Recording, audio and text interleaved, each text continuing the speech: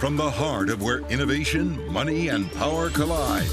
In Silicon Valley and beyond, this is Bloomberg Technology with Emily Chang.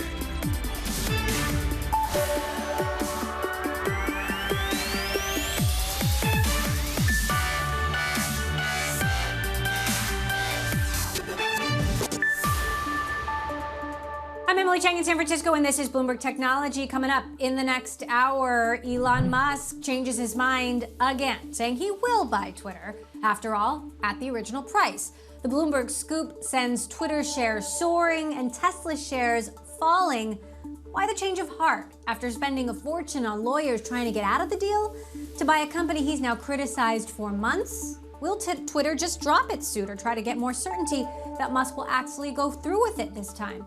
And how will this all impact Musk's role at Tesla and SpaceX? We've got experts on all angles. We will ask those questions throughout this hour. But first, I want to start with the market reaction. Bloomberg's Ed Ludlow has been across this all day in New York. Ed, walk us through the ups and the downs. Yeah, so I mean, Twitter shares surged, right, the most since April 4th, which was the day when Musk first disclosed his stake in Twitter, let alone before he announced that he would try to buy the company and take it private. Ultimately, we ended up with a gain of 22%. The stock was halted at one point for volatility and then resumed trading. And by that point, Musk had updated his 13D filing to let us know what was going on. And a Twitter spokesman had spoken as well. Let's take a look at this terminal chart, which is the spread, right? The difference between the $54.20 per share price and the current share price. And now it's off the chart, right? We're really closing that gap as we move towards something that we expect to happen quite quickly. All of the conditions of the original April 25th agreement have largely been satisfied, and that is what Musk talked about in his letter to Twitter that was disclosed on Tuesday. He is going with the original terms of the deal. You also mentioned Tesla. We did see that stock pair a gain of as much as 6% after that Bloomberg scoop, closing up by around 3%. I think what's interesting here is that the feeling in the market is Musk will at some point have to sell some more Tesla stock to cover the equity portion of the financing for this deal. But there's also an element of key man risk, right? Elon Musk is the CEO of both Tesla and SpaceX. Well, if he is going to buy Twitter, how much of a distraction is that? I know you've got some great guests you can put that question to, but we're back to where we started, Em. What a day.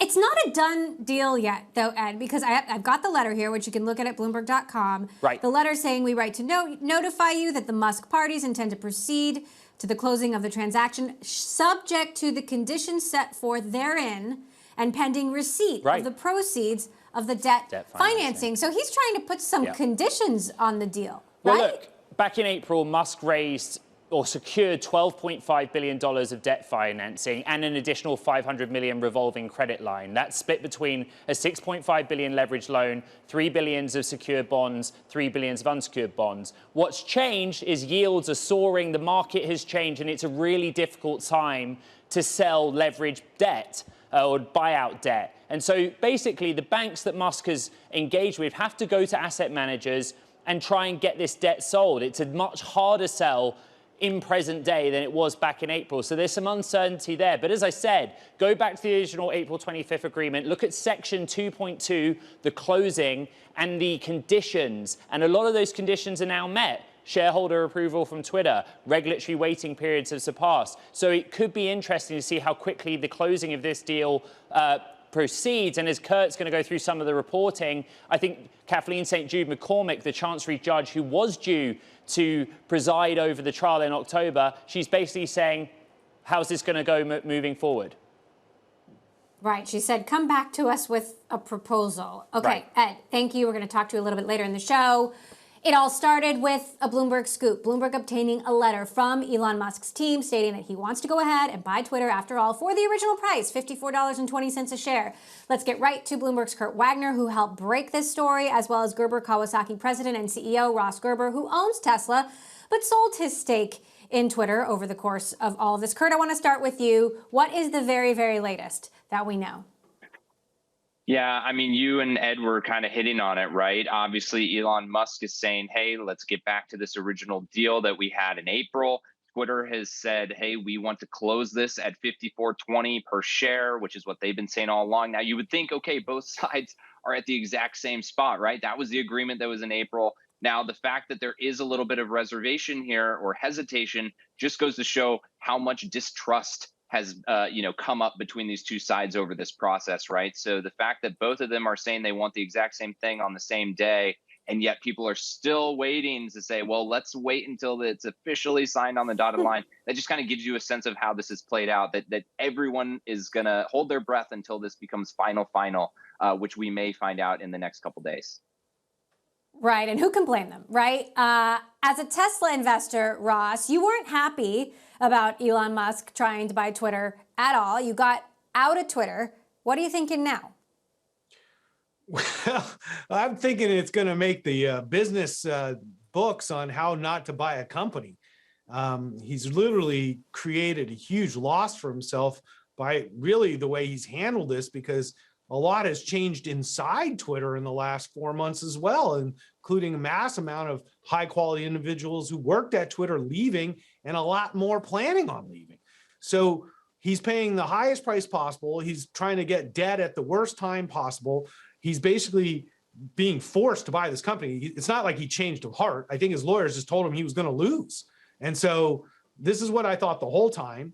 And I got out of this mess because I didn't want to be involved with this mess. And I'm grateful I did. I lost a little money, but this is a mess. It's really not great for Elon. That said, I'm glad that it's going to come to a conclusion. And hopefully, as a Tesla investor, we can get back to focusing on the most exciting company in the world. Kurt, let's talk a little bit about how Twitter is digesting this, because they haven't dropped their litigation. In talking to my sources, if you're Twitter, you're going to want some certainty. Is he really serious right now? Is this really it? What are you hearing from the Twitter camp about what their next move is?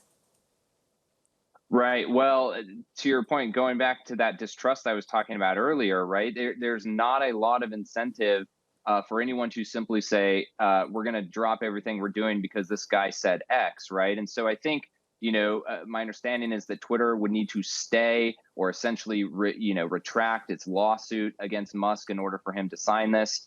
Presumably, if they believe that he's operating in good faith, that would be the next step, was that they'd say, okay, the lawsuit's over. Let's get back to the original agreement.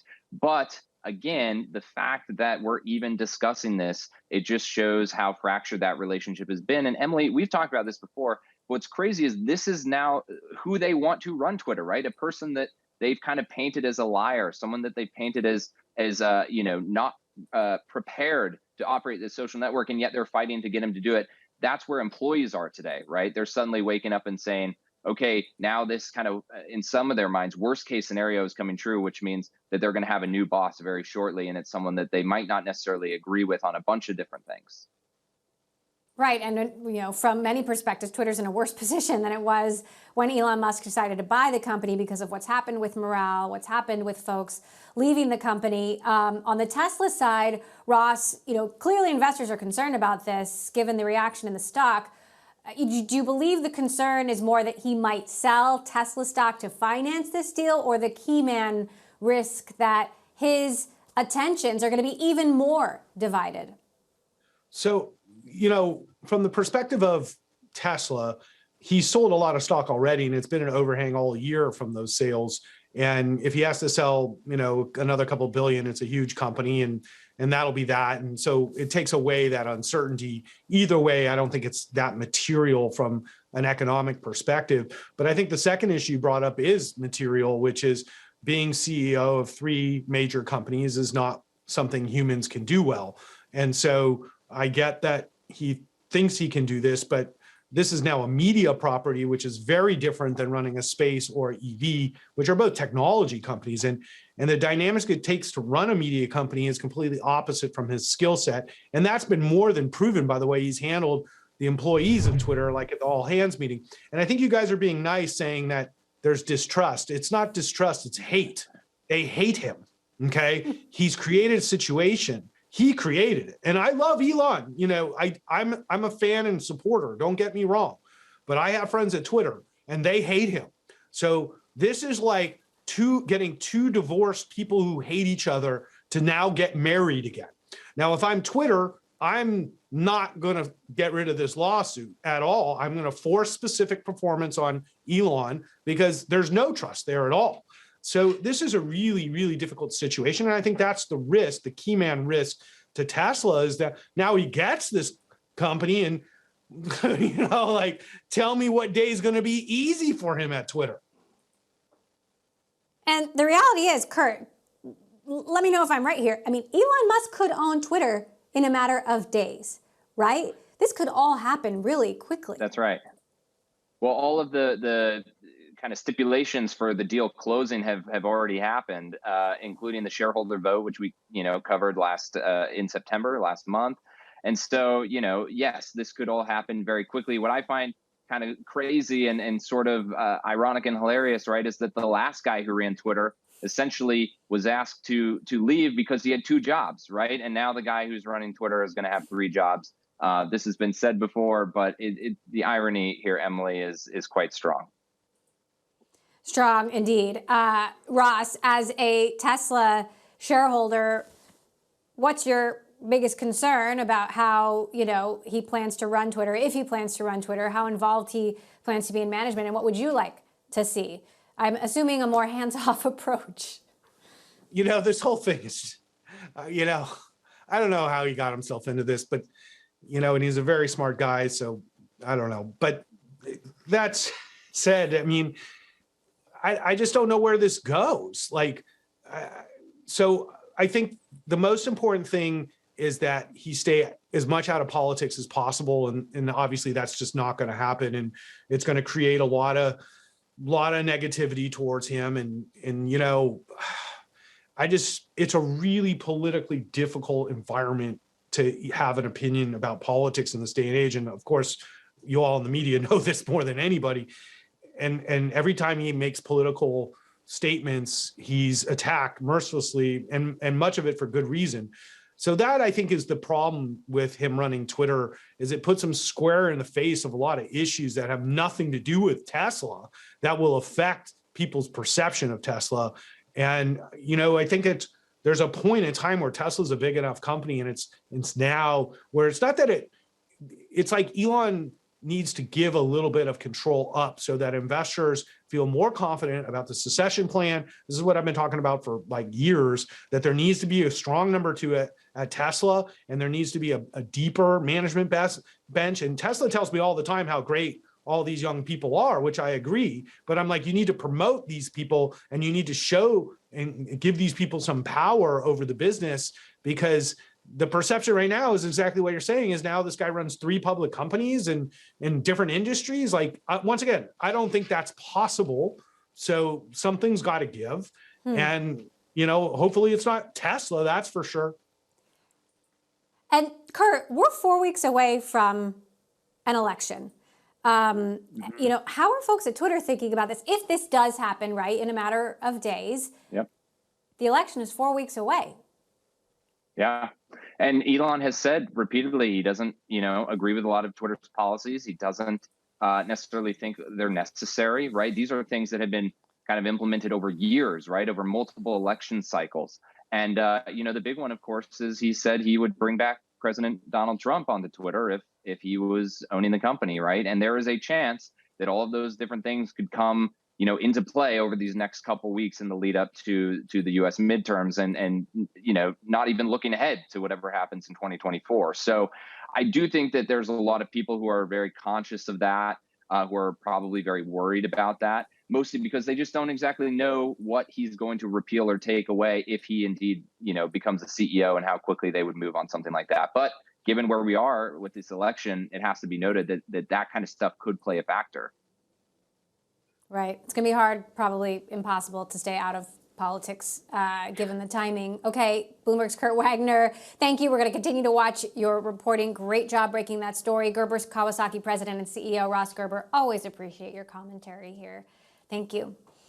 Coming up, much more on Musk's reversal and Twitter's reaction. We're going to ask a legal expert how the rest of this could play out in court. This is Bloomberg.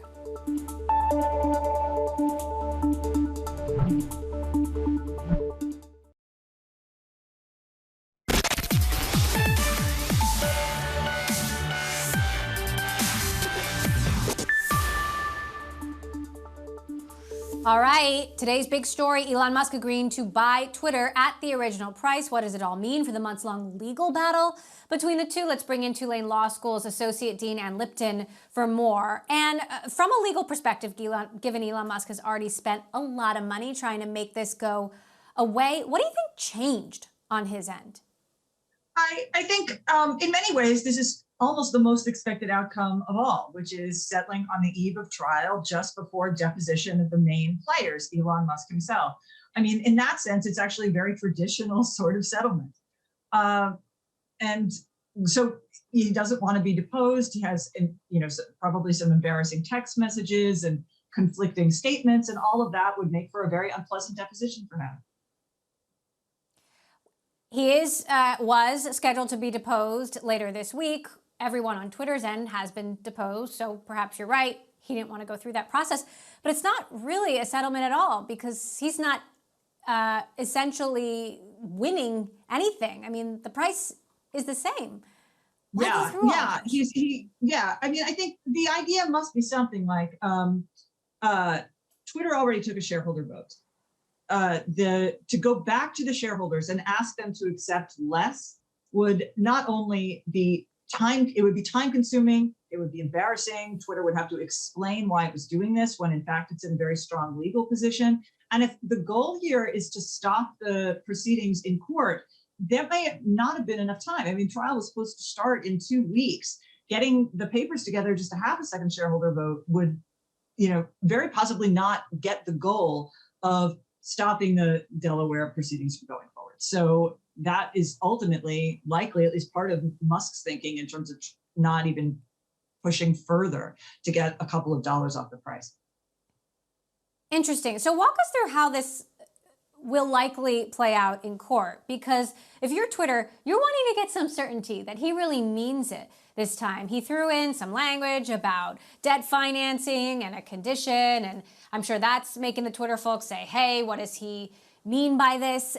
Could they still go to a judge and ask the judge to somehow, be part of the agreement or somehow further enforce an agreement?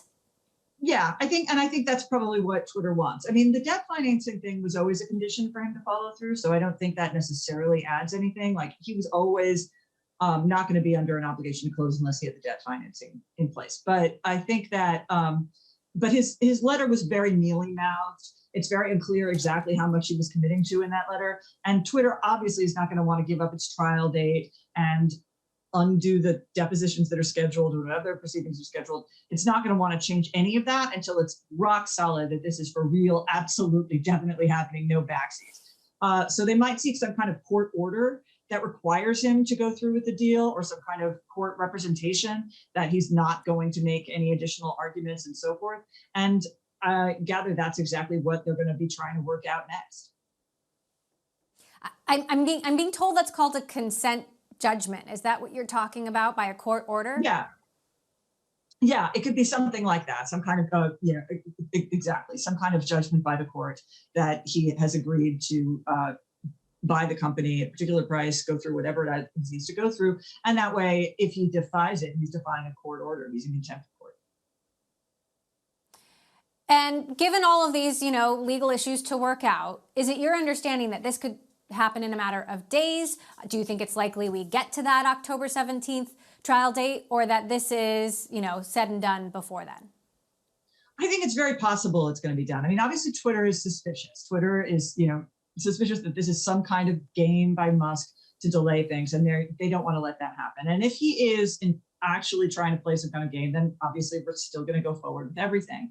But I think it's very likely that this is serious. And as soon as Musk can get the assurances that Twitter needs, things can probably happen very quickly after that. The company has already gotten the regulatory approvals and the shareholder approval that it needs to close. So it's really just a matter of getting the financing, and that probably won't take very long. So yes, I think that this could definitely close soon, and with the trial date will be suspended, that there won't be a trial. I think that's very likely. So after, let's say that happens, Musk owns Twitter, we're a few weeks out from an election. What happens? How quickly could he just start making changes?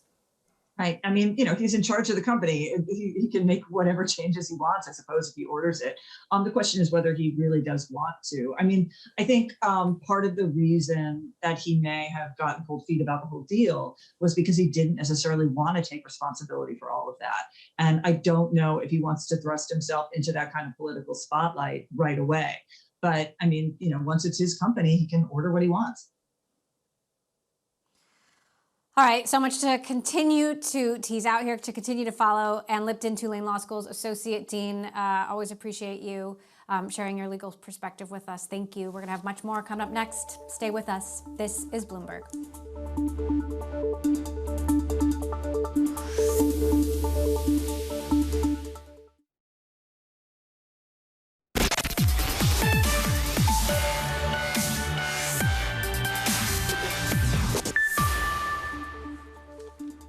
Some more stories we're following. Micron has said it plans to invest as much as $100 billion over the next 20 years to build a factory in upstate New York. This in an effort to boost U.S. production of memory chips. The company says this is the largest private investment in New York State history. This comes in conjunction with the investment that we had announced in Boise a few weeks ago with leading-edge memory manufacturing fab there as well. And the two together will help us bring our domestic production to 40% by the end of the decade versus 10% currently. Meantime, Tesla rival Rivian reported progress in ramping up production. Rivian also reaffirmed its goal of building 25,000 electric vehicles this year. Rivian says it produced more than 7,300 cars in the third quarter. We'll have more on that later this hour. And Meta plans to close one of its New York offices as the company winds back expansion plans in the city. According to Bloomberg sources, Meta has been consolidating its New York workforce, building out offices in Hudson Yards, and moving ahead with other office plans near Penn Station. Last week, Meta announced a hiring freeze and restructuring. Coming up, the rise of memes and meme-inspired conspiracy theories. What led to the Capitol riots? How can it be prevented? We're going to talk to Joan Donovan from Harvard about her new book on just that, plus her thoughts on one of the biggest meme tweeters, Elon Musk. This is Bloomberg.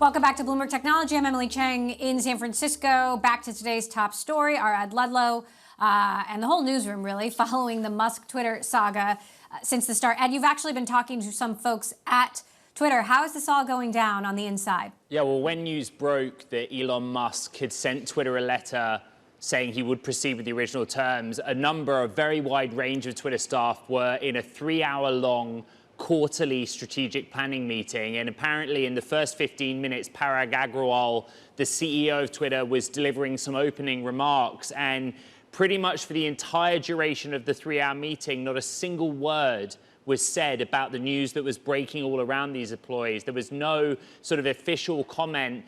We later, in a memo that was shared to Bloomberg News or shared with Bloomberg News from Sean Edgett, who's general counsel, eventually, once it was already in the public domain, employees were informed of what was going on. But, you know, it's a very tough time right now if you're a Twitter employee, especially if you're working on the product. You really don't know where you stand. Remind us, Ed, what Musk has said about his vision for the platform. We know he's concerned about bots and spam. We know he said he potentially would reinstate former President Trump.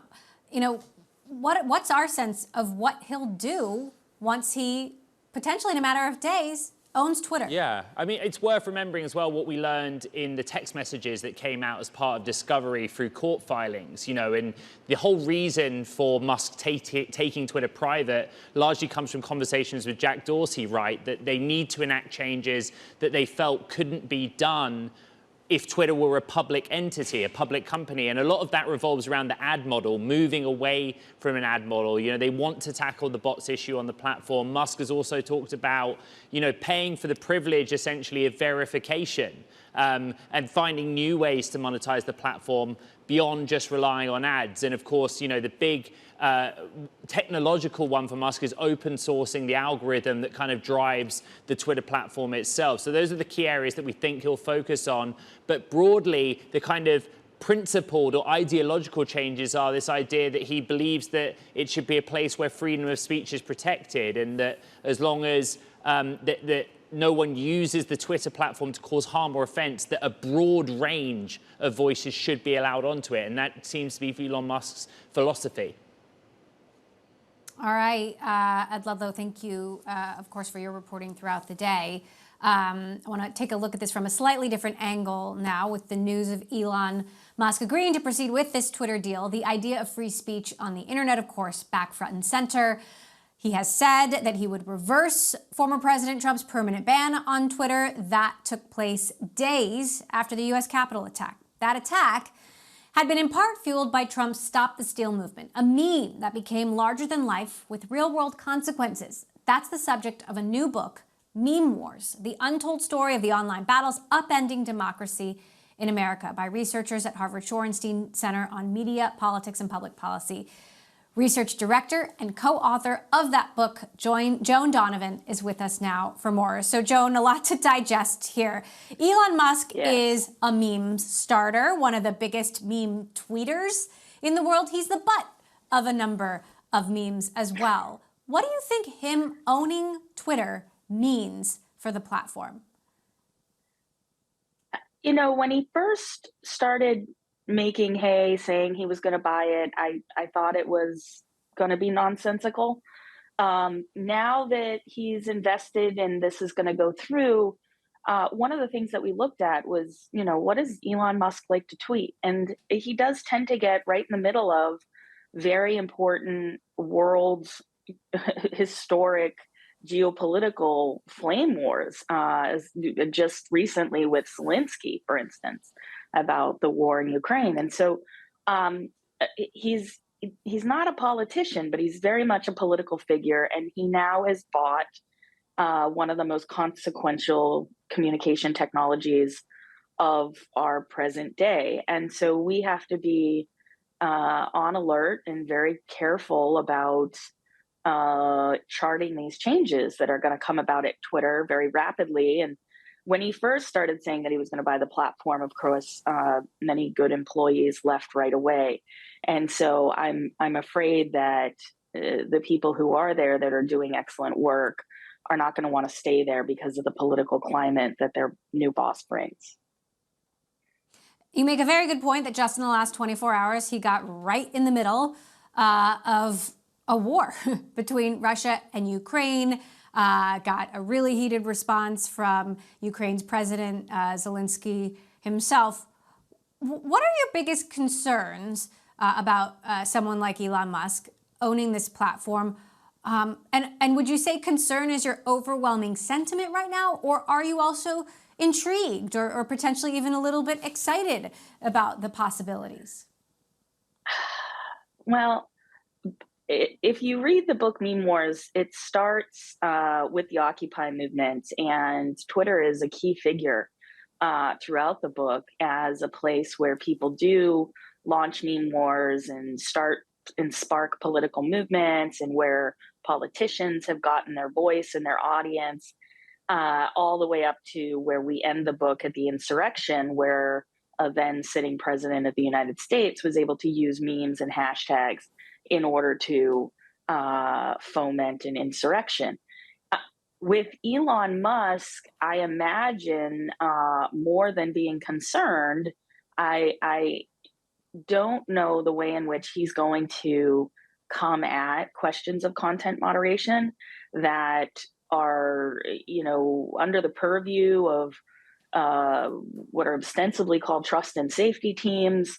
And particularly some of the tweets and memes that Elon has been sharing over the years do tend to run right up on the line of terms of service, whether they're transphobic or homophobic or anti-woman, or almost financial scams. He was also behind the early calls for people to take hydroxychloroquine to cure coronavirus. And so everywhere we look and see his opinions floating around, we have to wonder to what degree is he also spreading misinformation and disinformation on the platform. But business model wise, I can't imagine that this is going to be a big boon for Twitter over time, because if the quality of the information people have access to on this platform degrades much further, then people are going to seek out similar technologies.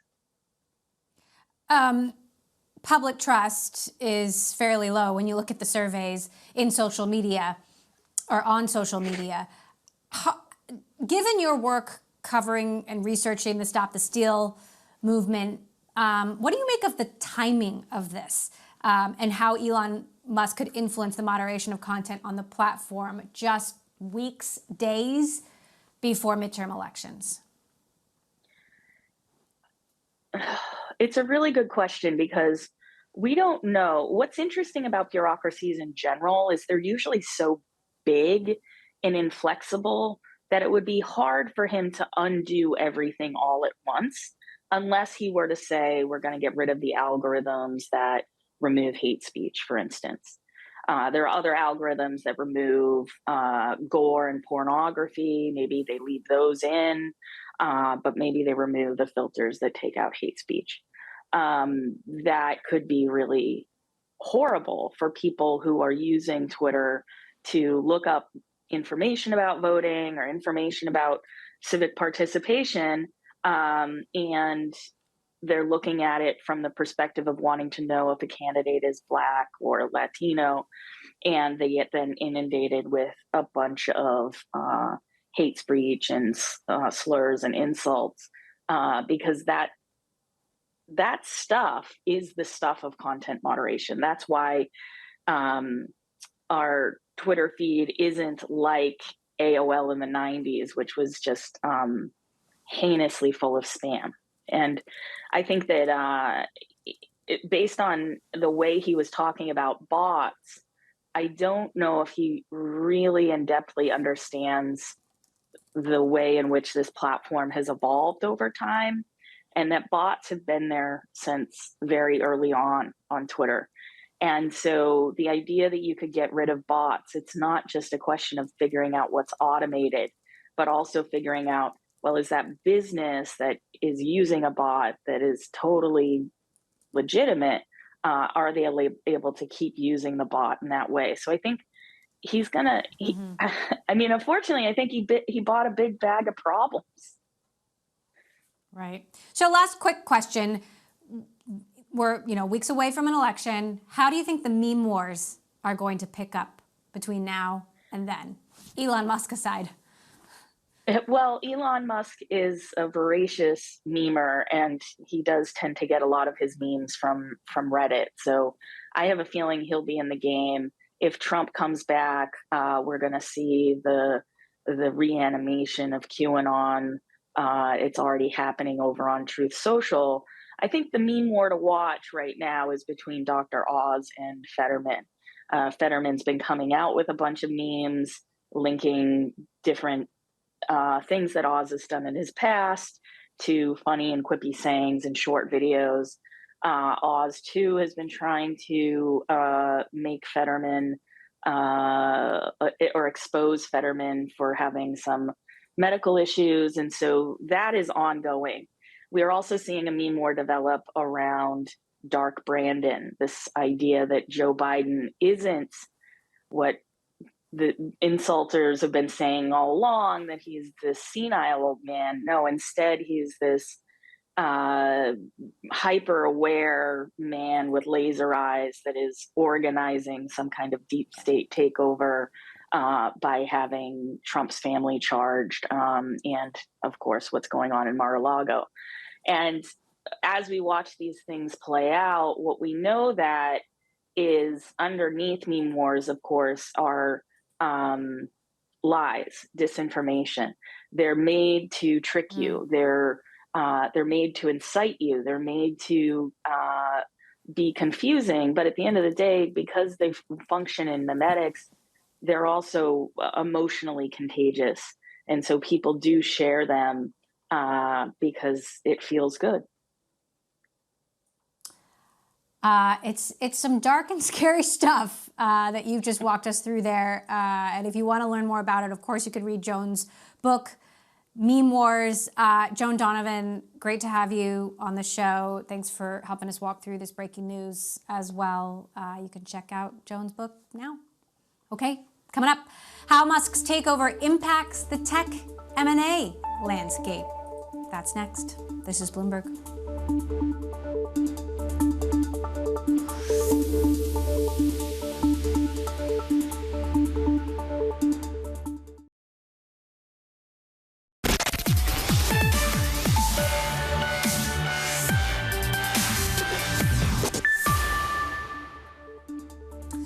The revival of Elon Musk's plan to take Twitter private. I want to bring in Robert Cantwell now, portfolio manager at the hedge fund Up Holdings.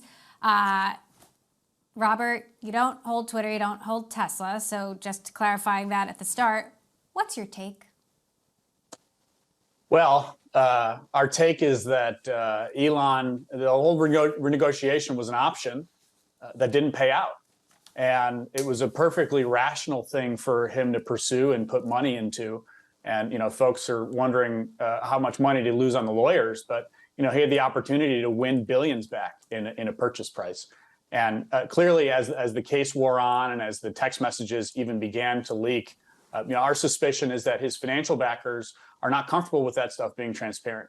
And so when he's facing, the potential loss of his co-investors versus, having to pay a little bit more of a premium for the deal, I think it's become clear here that he was willing to take the deal at the higher price without losing the backing of his partners. Well, and it's even more of a premium now that, Twitter shares were under so much pressure after he pulled out of the deal. Do you think it's likely he's going to get the financing that he needs to do this? The banks are going to be able to sell that? Well, the markets have been bouncing back a little bit. You've seen liquidity returning in little pieces. M&A has frankly been the biggest driver of the market. You had the Adobe acquisition of Figma, that was a public over a private deal. You had Poshmark acquired by an Asian business, that's a public going private. Now you've got Elon now coming back to the Twitter deal. And a lot of this could be also framed around knowing that price that he negotiated in April, the market had come down a little bit. We hadn't reached the June lows yet. So there was a 90-day window there where he was trying to get a little bit cute around the price that he was paying. But now that you're seeing the market recovering, now that you're hearing from other Federal Reserves around the world that they're starting to think about loosening how far they're going to go on interest rates, you're starting to see equity multiples come back. And that also could have been a consideration where if he really did still want Twitter in his heart of hearts, he might have had to pay even more for it a year from now. So as market prices are improving, that also made the deal financially more attractive at where he had agreed to it previously. And there's still a very long path from here until the deal closing, but it certainly seems as likely as it's ever been now. Right. It's not over till it's over and then over again. You do own a number of you do have a huge tech portfolio, including, social media, advertising, revenue-based companies. How do you think this impacts the advertising revenue stream for Twitter? I mean, advertisers have been, understandably spooked over the last few months, whether or not they should be back, putting their money into Twitter at all anymore.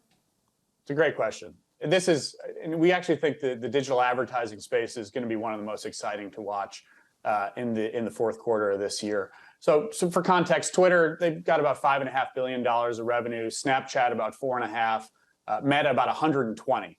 So for orders of magnitude that we're talking here, Twitter is still a relatively small player, but the thing that's different about Twitter relative to a Snapchat, Twitter is a top 5 global web property. So when you talk about the reach, and if you look at the top 30 web properties in the world, they're basically owned by Google or Meta. So Twitter was the last remaining independent top 10 worldwide internet property. And that's got to be the one thing that they're in their heart of hearts telling themselves, this is why this thing is worth $44 billion. Because there's a lot more ways that we're going to be able to extract value from it beyond just advertising. So advertising is likely to look reasonably healthy in the fourth quarter. You've got the midterms coming up in a month. Political quarters are always pretty good for digital advertisers. And they also may have heard that Twitter's numbers were improving and Musk wanted to get ahead of that as well. So that's what we're mainly looking out for, is the digital advertiser performance in the fourth quarter of this year. All right, Robert Cantwell, Upholdings portfolio manager. Good to have you, hear you on this. Thank you so much for stopping by. Coming up, how Musk will change social media in a way he hasn't already as a potential owner of Twitter. That's next. This is Bloomberg.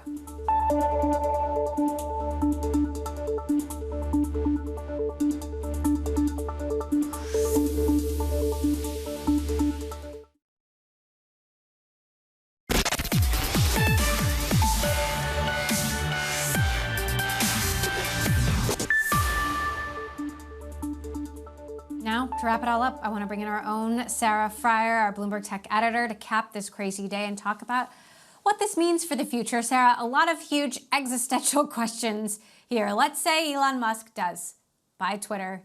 It's a done deal. How do you imagine, as someone who has covered social media for the better part of a decade, how do you think he'll change Twitter and social media? I think he's very quickly going to find out that a lot of the things that he wanted to do to change it, such as these broad notions of advocating for free speech, are a lot easier said than done. I think that he, as we've seen in his text messages, gets a lot of feedback from very powerful people around the world and sometimes acts on it. And so I think he's going to be really grappling with that and trying to figure out what principles to push for and what is worth ignoring. I wonder if Twitter will be under even more scrutiny, also with Musk as a sole owner. I think about the scrutiny that Mark Zuckerberg has gotten at Facebook. Will the pressure be even higher? The pressure might be higher, but we're not going to get as much information. It's going to be more of a black box. I think that as a private company, Twitter is much less likely to tell us how it's growing or how its business is doing. And Elon Musk will be the main source of information. So it's going to be even more critical for journalists like us to really find out what's happening behind the scenes. I do think that there are going to be a lot of disgruntled employees, people who already tell us that they're not looking forward to leadership under Musk for whatever reason. And I think that it's going to be a big cultural change for the company, especially in issues as simple as work from home, as Elon Musk has said that he's not a big supporter of that. Quickly, are you expecting an exodus of employees or, also potentially an influx? Definitely both, right? I think that we're going to see people who are huge fans of Elon Musk and what he's accomplished elsewhere say that they'd love to work for him at Twitter. I think we're also going to see employees who disagree with him try to find other employment. But that said, it is a tough time. There are hiring freezes across the board at tech companies, companies that are cutting their budgets. So if you are a Twitter employee who is trying to get out of there, you've probably already tried to start your search. I think that a lot of employees are sort of figuring that out right now. And we're a little uncertain. I think there's still some uncertainty about whether this is going to actually happen. All right, Sarah, thank you for giving us a little view into your version of the crystal ball. Big, hard questions at hand. Bloomberg Sarah Frier, thank you. That does it for this edition of Bloomberg Technology. We're going to be across all developments on this tomorrow, of course. And also, Frances Haugen is joining us, the Facebook whistleblower, 1 year after her historic testimony before Congress. I'm sure she has some thoughts on Elon Musk owning Twitter as well. I'm Emily Chang in San Francisco. This is Bloomberg.